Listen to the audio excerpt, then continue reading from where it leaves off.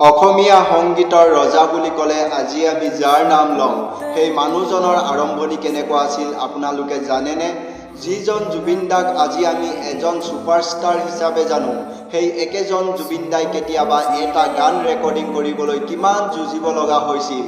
আজিৰ পৰা কেইবা দশক আগৰ কথা, যি সময়ত তেওঁৰ হাতত এটা ভাল ষ্টুডিঅ'লৈ যাবলৈ কোনো বিশেষ সুবিধা নাছিল, কিন্তু তেওঁৰ বুকুত আছিল এটা জুই আৰু লক্ষ্য, অসমীয়া সংগীতক এক নতুন যাত্ৰা দিয়া। খোজকাঢ়ি ষ্টুডিঅ'লৈ যোৱা সেই দিনবোৰ আছিল আজিৰ এই বিশাল সফলতাৰ আচল ভেটি।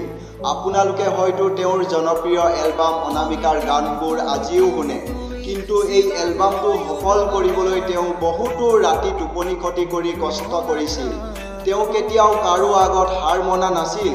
তেওঁৰ সেই প্ৰথমটো হিট গানৰ পৰা আজিৰ হাজাৰ হাজাৰ গীতলৈকে যিটো যাত্ৰা, সেয়া আমাৰ দৰে প্ৰতিজন অসমীয়া যুৱকৰ বাবে এক ডাঙৰ প্ৰেৰণা। তেওঁ আমাক শিকাইছিল যে সপোন দেখিলেহে সপোনবোৰ দিঠক হয়। জুবিন গাৰ্গ কেৱল এজন গায়ক বা শিল্পী নহয়, তেওঁ এজন সঁচা সংগ্ৰামীৰ নাম, যাৰ কণ্ঠত আজি সমগ্ৰ অসমে নিজৰ আৱেগ বিচাৰি পায়। বন্ধুসকল, জুবিন দাৰ এই সংগ্ৰামক যদি আপুনি সঁচাকৈয়ে সন্মান কৰে, তেন্তে আজি দেখুৱাই দিয়ক যে তেওঁৰ বাবে আমাৰ মৰম কিমান। মই জানো যে 99% সঁচা অসমীয়াই আজি জুবিন দাৰ বাবে এই ভিডিঅ'টো শ্বেয়াৰ কৰিবই। আপুনি যদি সেই 99%ৰ ভিতৰত এজন, তেন্তে এতিয়াই লাইক আৰু শ্বেয়াৰ কৰি আমাৰ একতাৰ পৰিচয় দিয়ক।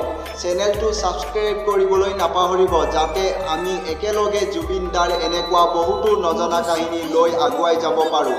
ধন্যবাদ। জয় আই অসম। বহুত মোৰ প্ৰণয়ৰ বাখৰ